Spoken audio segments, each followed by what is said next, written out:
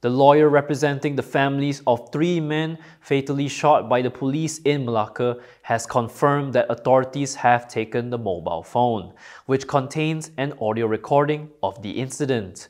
Meanwhile, Azam Baki has hinted at his retirement once his contract ends. Stay tuned for this and more on KiniNews.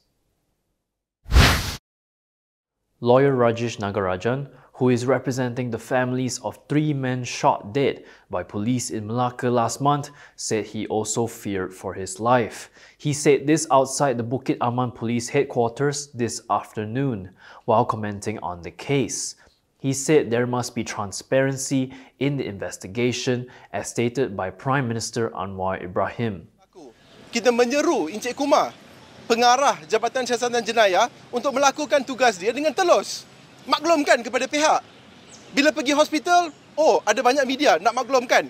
Bila nak siasat, kenapa diam sangat macam tikus? Maklumlah kepada rakyat. This is a public interest matter. Ini bukan isu perseorangan atau individu. Ini merupakan public interest matter.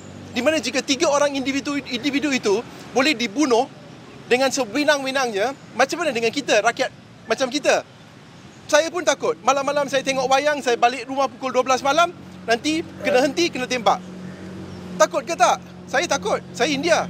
Police have maintained that the 3 men were wanted criminals who were shot after attacking an officer with machetes.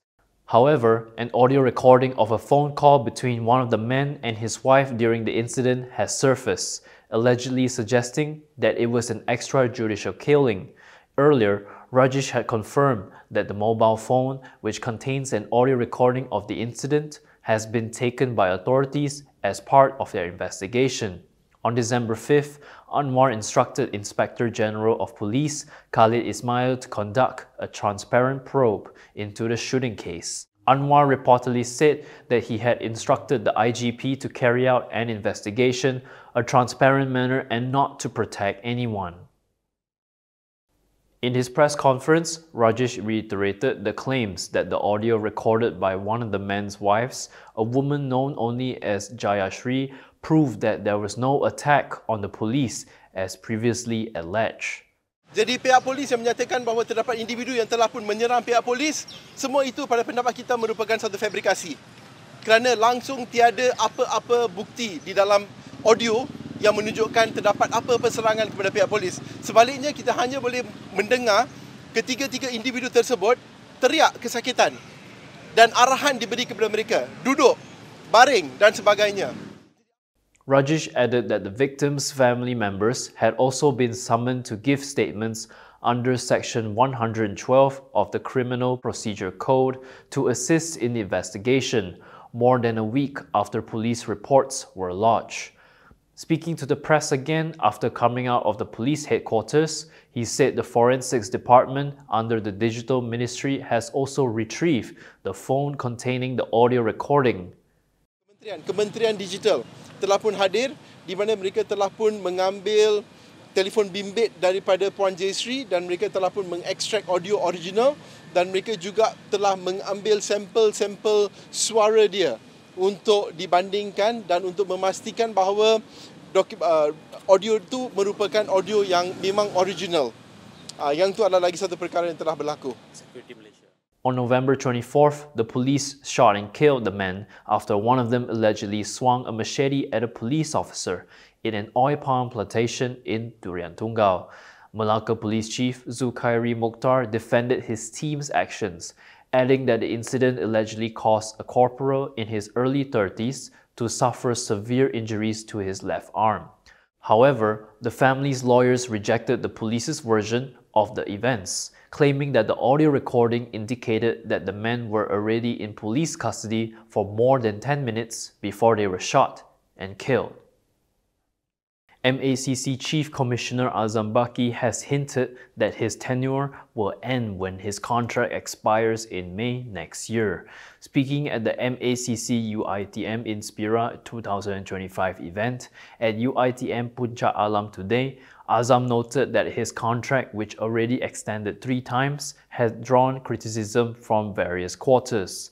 He remarked that some people already dislike him, citing Pandan MP Rafizi Ramli, who had previously urged the government not to extend his tenure further. Azam stressed that regardless of who replaces him, the successor must be committed to integrity, good governance, and fighting corruption without fear or favor. Azam received his third contract extension last year, and his current term is set to end on May 12 next year. On December 3rd, Rafizi warned that any further extension of Azam's contract would erode what remains of Pakatan Harapan's credibility in its anti-corruption commitments. He said that with Azam entangled in controversies, it was time for the government to move on. Rafizi added that if anyone asked him what Harapan should prioritize after its heavy defeat in Sabah, he would say it must rebuild its credibility as graftbusters, starting with appointing a new MACC Chief Commissioner. From now on, you can also listen to KiniNews on Spotify and Apple Podcasts. Scan the QR code on the screen to follow us. DAP Secretary General Anthony Loke has expressed his belief that PKR Secretary General Fuzia Saleh acted prematurely by holding a press conference to announce that Pakatan Harapan and its ally Gabungan Rakyat Sabah had enough seats to form the state government during the recent Sabah polls. At the time of the press conference, Harapan had only won 2 out of the 22 seats it contested. The number was later reduced to just 1 following the official count. Interestingly, that lone seat was secured by a GRS parachute candidate. In an interview with the Chinese language YouTube channel The Keywords, Loke was asked if Fuzia had consulted with DAP before making the announcement. Loke responded by revealing that DAP was not informed about the press conference and described it as a misstep. He emphasized that announcing such a claim when they had only won 1 seat was an inappropriate move that risked inviting ridicule. Loke also pointed out that the formation of the state government should have been determined by the largest party, which in this case was GRS. He added that GRS chairman Haji Noor, as the leader of the largest party, should have made the official declaration. Loke compared this situation to the formation of the federal government after the last general election, where it was Pakatan Harapan chairperson Anwar Ibrahim, who eventually became Prime Minister, who made the formal announcement. PKR Secretary General Fuzia Saleh defended her act of declaring Pakatan Harapan and its ally Gabungan Rakyat Sabah (GRS) had enough seats to form the Sabah government on the evening of November 29. This was in response to reports that DAP Secretary General Anthony Loke had hit out at her for jumping the gun by making such an announcement unilaterally and ahead of official election results. When contacted by Malaysia Kini, Fuzia said that Pakatan Harapan has been consistent in supporting the leadership of GRS chairperson Haji Noor. She added that the outcome of the Sabah election results would not have changed Harapan's stance supporting a state government which is in line with the federal Madani government. Loke had criticized Fuzia, saying she should not have made the announcement as it only invited ridicule against Harapan. He said the formation of the state government should have been done by the largest party, the one that won the most seats, which is GRS. He added that GRS chairperson Haji Noor should have been the one to make the call. If you like the stories we produce, consider supporting us by subscribing to Malaysia Kini. Click the link in the description below or scan the QR code on your screen to subscribe. Albert Tay's lawyer Mahajov Singh has applied at the Kuala Lumpur High Court to challenge 2 MACC notices issued to him last month. This includes one that summoned him for questioning. Mahajov sought an order to quash the notices as well as to postpone any legal action by MACC against him, pursuant to Section 30(1)(a) and Section 30(1)(b) of the MACC Act 2009. The notice issued under Section 30(1)(a) requested Mahajov's attendance at MACC's headquarters. Meanwhile, the one issued under Section 30(1)(b) required him to produce documents and a hand phone. Mahajov also sought the court's order to temporarily postpone any MACC action against him.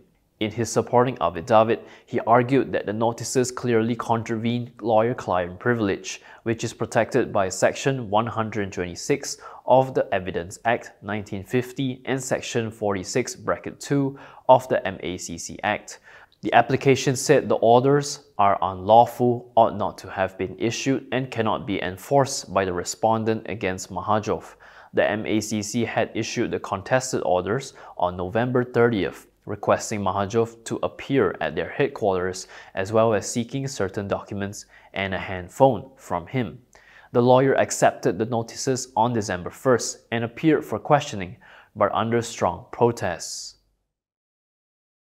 Sukau Assemblyperson Jayashree Arifin has been appointed as the new chairperson of the Sabah UMNO Liaison Committee today. UMNO Secretary General Ashraf Wadi Dusuki made the announcement last night. In a statement, he said the appointment of Jayashree, who is also Sabah's Tourism, Culture and Environment Minister, was agreed to by UMNO President Ahmad Zahid Hamidi. This is in accordance with Clause 12.5 of the party's constitution. Ashraf also announced the appointment of UMNO Supreme Council member Hasnul Ayub as the party's deputy chairperson. Kalabakan UMNO Division Chief Samasuddin Yusof was appointed as the party's secretary for Sabah.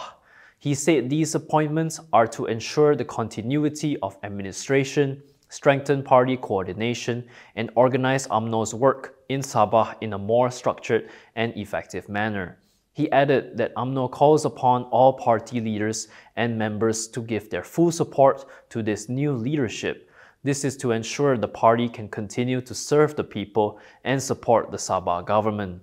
The former Sabah UMNO Liaison Committee chairperson, Bung Mokhtar Radin, passed away at a private hospital in Kota Kinabalu last Friday. And that is all from me today. For more stories, you can go to kinitv.com. You can also follow us on Instagram, X, YouTube, and Facebook for the latest news updates. I'm John. Thanks for watching.